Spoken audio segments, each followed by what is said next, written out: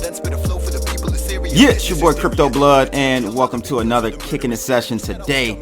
I've got my man Zuby across the pond. I got to talk to this guy. This man has been all around the world. He did a world tour last year. He was on Joe Rogan's show. I found out about you, Zuby, through Hotep Jesus. Oh, okay. So that's where I found out about you, and then I'm like, oh, this guy's been on Joe Rogan's show and all over the place, man. So it's finally a pleasure to get you on and kick it with you, man. Welcome to the show. I appreciate it, bro. Yeah, it's good to be here. I know we were supposed to do this a couple months back, but my laptop was tripping out, so I had to get it fixed. No doubt, no problem, man. And actually, I just appreciate you giving me the heads up. You know, one thing is a pet peeve of mine is people who are kind of like late to things or basically just not considerate of other people's time, no matter who you are, right? How big you are, how small you are. I'm always trying to be considerate of other people's time. And it seems like you're the same way. Yeah, it's important, man. And to be honest, it's pretty rare in what I do. The music world, the entertainment world is known for people being super flaky and super unreliable and pretty unprofessional in a lot of ways. So I do make an effort to be the opposite of that. Yeah, man, I agree. I definitely agree. And I'm not in the music game like you, but I used to have a production company back when I was a young kid, man, like in my teens, late teens, early 20s. And oh my God, we would schedule stuff with cats to produce, lay a record. They don't show up. They show up 2 hours late. They high, they drunk. Yeah. And I had to get out. I actually stepped away from it, bro. We'll get into that. First though, remember the name. Why that song for today as the intro for this Kicking It session? Yeah, sure. So it's one of my own songs. It's one of my favorite songs I've released in the past couple of years. I think it's catchy. I think it's a good intro to Zuby and what I'm about. It's always hard to define yourself by a single song as an artist, and I can't really. People need to listen to multiple songs to sort of get a good vibe of me and as an artist. But I think it's a good starting point. So I figured, and it's my own song. So I thought, hey, if I'm going to pick a song, why don't I give myself a promotion for those who haven't heard any of my music? I would assume that you would have done that, to be honest with you. I'm like, he's probably going to pick one of his own songs. Yeah, that's all good, man. So tell us about yourself, man. Like, you're very interesting. You're very intellectual. I've listened to a couple of your podcasts in the past. You guys should definitely check out his podcast because he doesn't just do music or talk about music. He talks about politics. He talks about geopolitical things. And actually, it's great to see another person that looks like me not conform to what I want to call just the normalcy bias that we're supposed to be put in as black men. We're supposed to be liberal and only think liberal and kind of go down that road, right? That's the box that we're supposed to be in. But tell us a little bit about your upbringing. Where's the name Zuby come from first? I need to know that one. Yeah, sure. It's actually a shortened form of my full name. My name is Nzube. The full version of it in the Igbo language of Nigeria means God's decision. So that is the full version of my name, and Zuby is just a shortened form of it. So Zuby was my nickname growing up. It's what my parents call me, what my family calls me, all my friends, everything. So even before I got into music, everyone was always calling me Zuby. So even when it came to being a rapper, I was just like, I'm just gonna go with what everybody already calls me. It's totally unique. You're not gonna meet a lot of people with my name. So no, yeah, yeah, no doubt. And I knew that, but my audience may have not known that. But I saw you on Joe Rogan, and I think he asked you that question, and he was kind of, I don't know, man. What did you think about that interview? I know probably want to be politically correct, but it seemed like he was taking a couple jabs at like Nigeria, the Nigerian culture a little bit. I don't know. Firstly, I think he was. I don't know. Firstly, I think he was pretty high. Okay. I did get that. That's not unusual, right? Yeah. I mean, because I'm a listener to his show. I listen to his show a lot, and I can tell when he's sober versus when he's been smoking beforehand. So I think that was certainly a factor. So I don't think it was. I think the second half of the interview was actually a lot better than the first. I think agree. I think the first half was a little bit sort of random and meandering. And when I think back to it, there's a ton of interesting stuff we could have talked about, which we didn't. But, you know, hopefully I'll be back on the show again in the future. So hopefully I won't be a sort of one-time guest. But to be honest with you, I didn't want to, you know, this is my first time on the biggest podcast in the world, pretty much. I don't want to go on there and totally drive the conversation and steer which direction it goes in. So I figured, you know what, I don't know exactly what to expect. I'm just going to be prepared. I'm going to be myself. I'll be honest, whether it goes in a serious direction or a not so serious direction or a comedic direction, whatever, I'm just going to kind of let it flow. I mean, once in a while I would sort of tactfully bring it back towards whatever I may think is a little bit more relevant or whatever. But yeah, it's the style of the podcast. So I do have interviews which I think are more kind of direct and more interesting and more focused. Right. But that one was just kind of a meandering conversation. So I certainly enjoyed it. No, I mean, you know, I personally I like Joe Rogan's style. He's not dumb, man. People he's really knowledgeable about a lot of different things. You know what I'm saying? And you know, I think my wife doesn't like his podcast, and I think I understand why a little bit. It's almost that Vlad aspect to his interviewing style.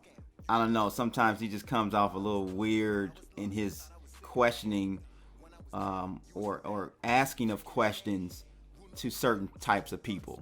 I put it to you that way. Yeah, well, you know, it's hard, man.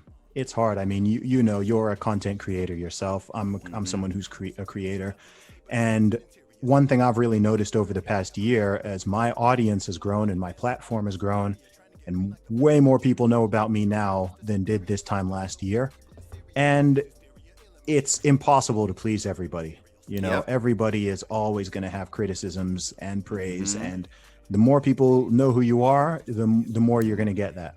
And you know, you put out a tweet to that point at some point a few months ago. You were like, a year ago I had X, Y, Z's followers. Now I have this many, and I can't remember exactly what you said, but I was like, yeah, I can see not maybe the whole Twitter space taking a toll on you, but it was just like, I don't know, a realization for you maybe that you know what you just said, basically, right?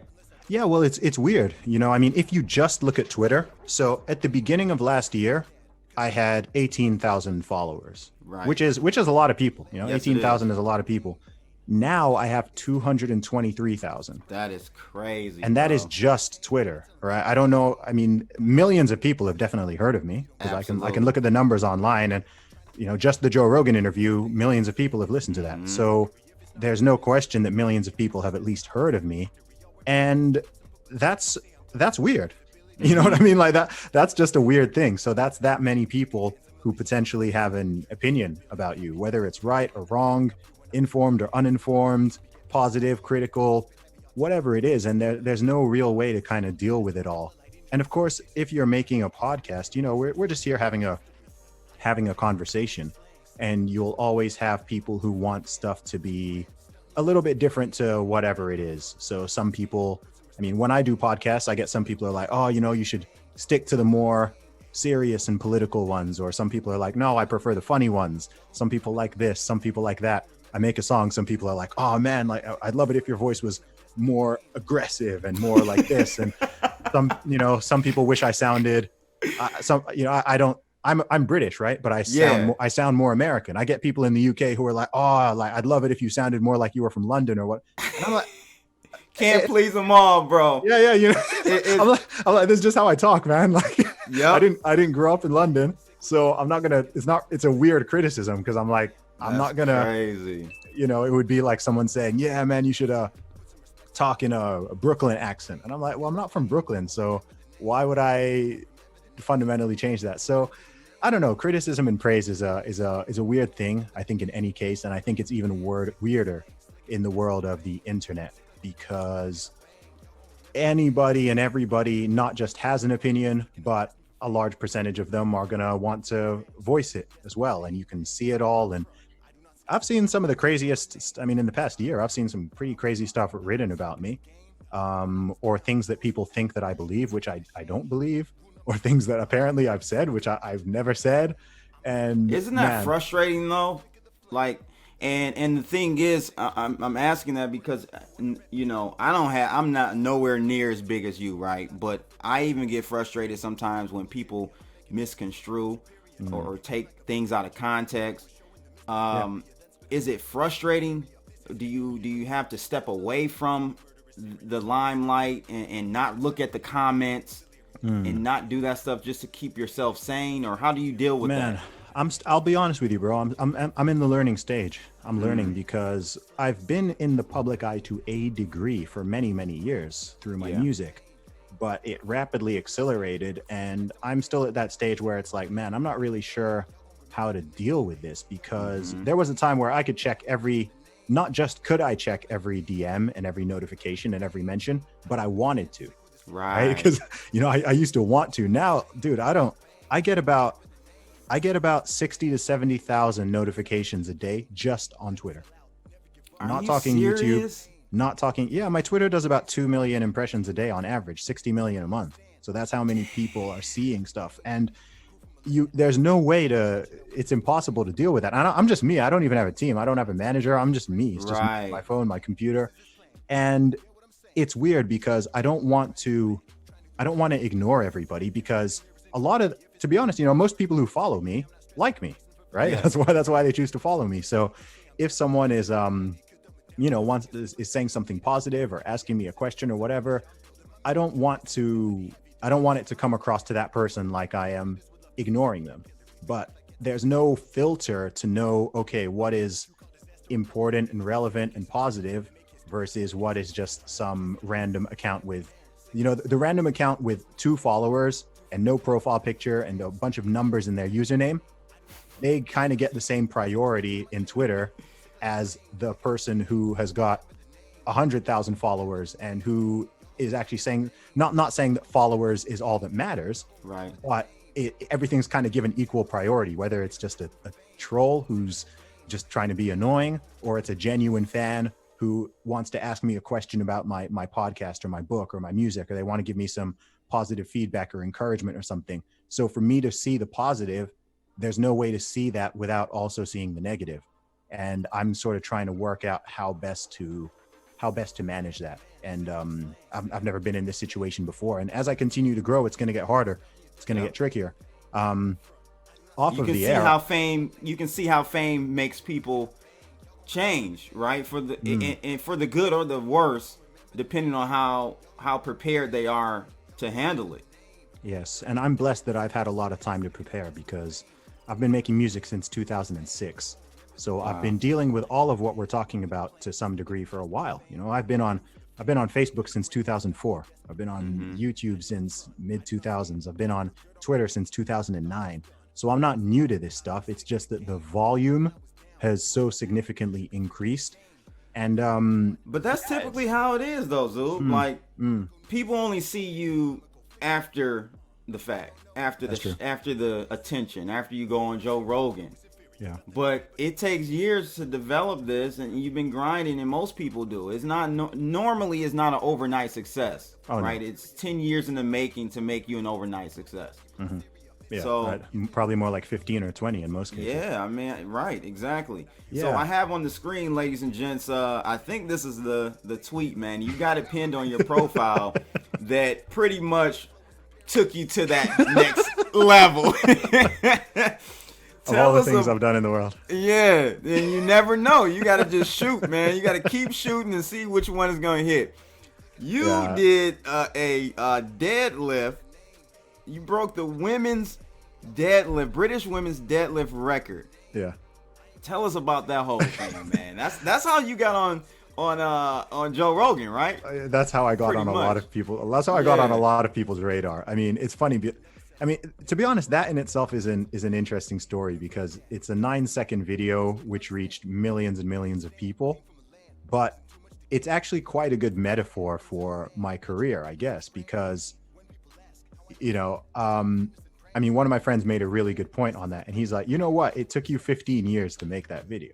Yep. He's like, look at the weight you're lifting there. Most people can, 99.9% of the world cannot lift, can't even lift that weight. So some people are like, oh, anyone could have done that. And it's like, okay, yeah, you go do that video, you go break the record. And I think that's actually quite a good metaphor, because on a surface level, it looks like, oh, this was just not much went into this. But if you kind of think of all of the things having to kind of align for it to even be possible, I think it's quite a good metaphor for not just my career, but I guess some aspect of success in general, where people kind of see the tip of the iceberg or a certain moment, but they don't see all the stuff that happened beforehand, whether that is the training or the hustle or the work and everything like that. So I'm gonna give you my interpretation of this tweet. Yeah, go ahead. And you let me know if I'm right or wrong. So you're essentially, are you saying that this world has lost its backbone as far as identifying or drawing a line where people identify, or is it more so, I don't know, like I just looked at it as, you know, in this society today, you can be whoever you want to be, but then it's a double-edged sword, right? So if you're gonna let me identify as a woman, then you gotta let me do, and I'm a man, you gotta let me participate in those sports or whatever it is as that person. And I don't personally have a problem with person identifying as a woman or man or binary. There's so many nowadays, I don't know, but it kind of give me your meaning behind this tweet, because that's what I kind of took it. Yeah, sure. So look, my point was pointing out the obvious, right? Pointing out that the emperor has no clothes in this whole argument. So for several years now, we've seen situations where this is happening for real, where you have biological males competing in women's sports and beating them for obvious reasons, because men, right? Because, you know, like it's not rocket science, you know. It's men and women are different. Men and women are not equal, right? Men and women we are different. We are different. You know, equal is a interesting word because it has multiple meanings. So we are equal in one sense and very not equal in another sense. And one of those senses would be physical capability in terms of strength, speed, endurance, etc. This is why we separate sports and why sports have been sex segregated for a very long time, right? Because this is obvious. And even if someone chooses to identify as a different gender, I don't know exactly what that means, but say someone does that, and even if they did take some hormones, which may have some changes on their physicality, including their strength and speed levels, you cannot totally change at a fundamental level a man into a woman, or vice versa. And to those who think that you can, then I would ask them, why am I not the British women's? All I was doing is, instead of getting angry at the situation and coming up with a long drawn out Twitter thread about why this is a bad idea, I figured, okay, I'm just going to take your logic and run with it. That's all I've done. I'm taking your argument and I'm taking it to its conclusion.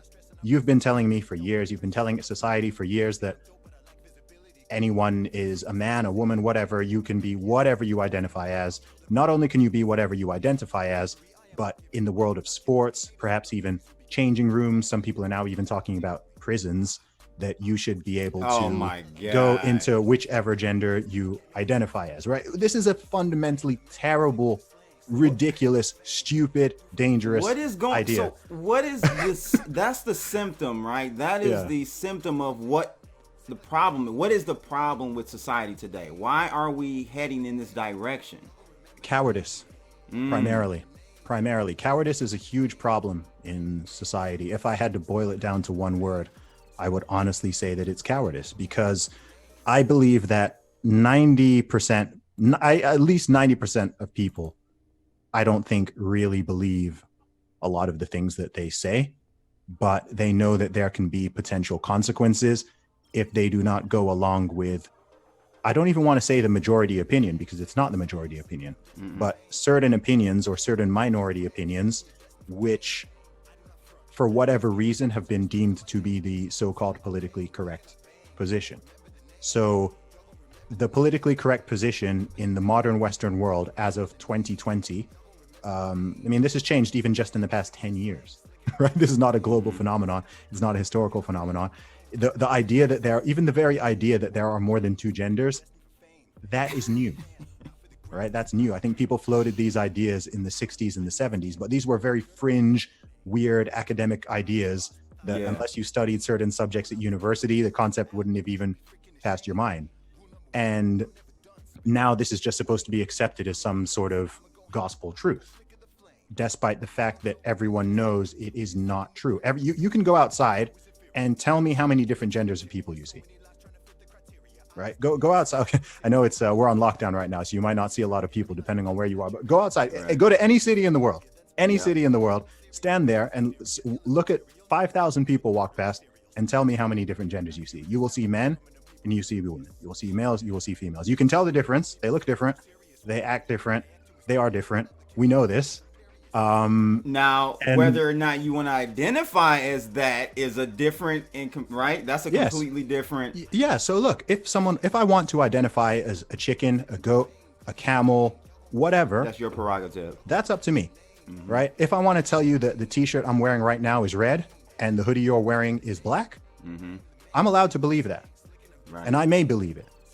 But what I can't do is force you to also believe it, or force society as a whole to entertain that is correct, and to change the laws and change the policies and change the guidelines and change everything to accommodate the fact that I really want you to believe that my t-shirt is red because I believe my t-shirt is red. If you're like, no, it's black, then I can't, right? Force you to believe that. Yeah, I can't force you. And if I try to, then that's a problem. And we understand this in most other things, right? We have, you're in the US, I'm in the UK. We've got a religious freedom. We have, you guys have absolute freedom of speech. We've kind of got most freedom of speech, although people are rapidly trying to change this. I don't know if we have absolute freedom of speech. We're going to talk about that. Okay, yeah, sure. Yeah.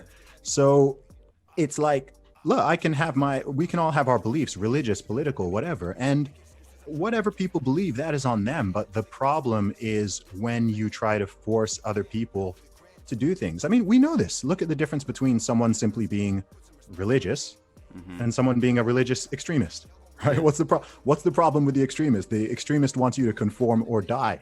Right. The religious person, or even an atheist, whatever someone believes, it doesn't even have to be in the realm of religion. It could be politics. If it's like, okay, you know what?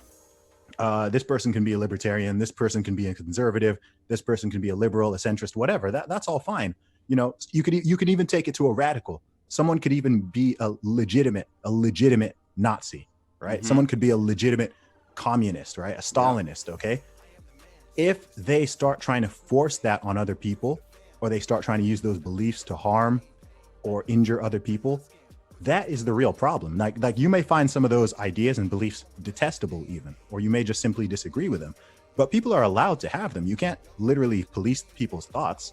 And I don't want to live in a society where that is happening. And most people, certainly in the sort of liberal, less Western world, people at a fundamental level generally agree with that. That's sort of the whole point of this experiment that we're going through, because it's not unique it's relatively unique. But the problem is always going to be people trying to force their beliefs on others. And this is the line that gets drawn in this whole gender ideology, gender identity debate. I think most people, whether or not everyone agrees with it or approves with it, or truly believes that someone who transitions is genuinely that gender or sex or whatever that they claim to be and that they look like or they feel like, then that doesn't matter. It's like, God bless you. Do what you want to do. If that's truly what makes you happy and you're an adult and you can consent to whatever, then you can generally do within limits what you want to do if it's not harming other people. But as soon as you come to me and you tell me what words I must use or what I must do, or you're going into sports or you're going into prisons and you're creating externalities for other people for this, and you're taking away scholarships and opportunities and titles and records from women because they are now being forced to compete against you. All of this is it's a bad idea. So this is coming right back around to why I posted that tweet. So it was a satirical. It was a satirical video to show why this is fundamentally a terrible idea.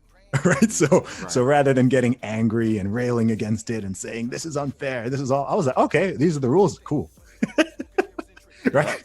Cool. I'm going to play by these rules and let's see how you like it. And that's why I put at the end, I identified as a woman while lifting the weight. Don't be a bigot, because that's always the argument, right? Anyone who says there's someone who would watch this video and they want to call me a transphobe, and they want to say that they'd try to claim that I dislike a certain group of people, or I don't believe that they should exist, or that they're not. People go for the what do you call it? I think it's called catastrophizing. When people create sort of the most ridiculous version and the most scary version of what someone is saying. So I'm just saying, hey, look, by your own rules, I am actually a woman. So if you were to deny that, despite my beard and my deep voice and my large muscles, you are actually the one who is being transphobic. And if you think that that is not a fair argument, then if that's your ideology, maybe you should reconsider your ideology. Because if you think that's unfair, then the whole situation perhaps is a little bit unfair on other people. Yeah, man, that makes sense. I want to get back to that whole freedom of speech thing, the topic we kind of touched on there, and this relates to it. I don't know, man. I see it dwindling every week, every month, every year here in America. I mean, take a look at Alex Jones. Okay. Like, I like Alex Jones to a certain degree, right? Some of his ideas are fear-mongering and fear porn and a little bit extreme. However, we have to have that to have a reference for the other side of the spectrum. And I feel like when they took him off Twitter, YouTube, Facebook, all of that, what does that do? Like, I don't understand why he can't have his view and allow the millions of people that subscribe to that view have the ability to watch him every day. Like, what's your thought on the whole Alex Jones thing, and most recently London Real, right? The guy in London. So yeah, just kind of give me your thought on that and where we're going with freedom of speech. Yeah, sure. Online. So I mean, I think there's sort of two issues at play here. So I think that when people talk about freedom of speech and censorship, you've got two levels of it. You have sort of state or federally enforced free speech laws, or hate speech laws, as they may call them. So if you're in the UK, you're in Canada, Europe, Australia, I believe, lots of countries, let alone the Middle East, right? You have things like hate speech laws, you have blasphemy laws, you have certain things that you simply cannot say, or you could be imprisoned, fined, perhaps even killed, depending on where you are in the world and what you say. So that is one level of it. It's at the state and the federal level. The other part of it is maybe there's even three parts. Another part of it is the idea of having a platform and the ability to speak. So the Alex Jones situation. So the US government isn't persecuting Alex Jones. However, these information superhighways that we now have, Twitter, Facebook, YouTube, Instagram, podcasts, etc., so a lot of these platforms have decided to censor him and to deplatform him and to not allow him to use their platforms. Now, this is a tricky one, because in terms of how to handle it, because private companies, for the most part, should be able to do what they want from a sort of classically liberal libertarian perspective. That's quite a fundamental belief.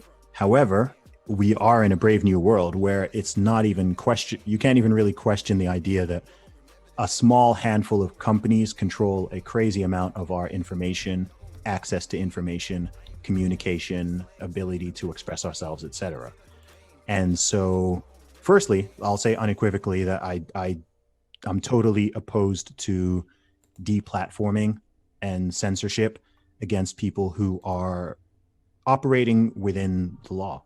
Okay, if someone is violating the law and is sending actual death threats to people, or is calling on their followers to attack people or kill people or something, that's one thing, right? That's to me where freedom of speech hits its limits. And I think even in the USA, that is generally recognized. But beyond that, the problem you're always going to come down to is who gets to define what is hate, what is fake news, what is misinformation, etc. And so when people feel they have the ability to take that mantle and dictate to others what they can and can't say, then there's going to be a problem. And then on a third level, beyond the government level and the tech level, I think there's also the personal level, where people feel like they cannot express themselves, whether that's in the workplace, amongst friends, amongst family, etc. That sort of level of self-censorship where you feel something, you think something, but you are worried about the sort of societal or personal repercussions. And I think all three of those need to be considered in these conversations. Obviously, the first one is the most serious, and the third one the least. And it's tricky, you know. There should be you shouldn't be able to say whatever you want with no consequences whatsoever. Do I think that should be enforced by the state and the government? No. Right? Like I said, to a very extremely light touch, to this point of almost no touch. On a personal level, on a family level, on a community level, etc. Right? If you've got someone who's going around spewing, awful racial hatred or KKK propaganda or Nazi propaganda or something, then yeah, sure, you're fully within your rights to distance yourself from that person and perhaps even ostracize that person from society or whatever. If they're they're going to ostracize themselves, in my opinion. That's why they'll do it themselves. I think I would rather know you're a Nazi, a KKK member than not. Agreed. Which is why I don't support hate speech laws. Right. If someone wants to, in some European countries, it is illegal to deny the Holocaust. It's illegal.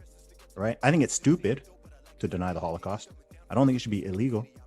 Right? I think it should be stupid. I think it's wrong to call someone a racial slur or a sexist slur or homophobic slur, etc. But I don't think you should be arrested and imprisoned for it. Right? Neither. And like I said, most people aren't that way. So those individuals are going to ostracize themselves. Yes. Automatically, if you just let that occur. Let people talk. Look, you can't stop people. You can't legislate away stupidity. Right. You know, you can, and the best thing you can do actually is let people talk. If you think that someone is really stupid or that what they're saying is totally crazy and makes no sense, let them talk and give themselves enough rope to proverbially hang themselves with. And if what they're saying is totally ridiculous, then it's not that difficult to combat it with a better argument.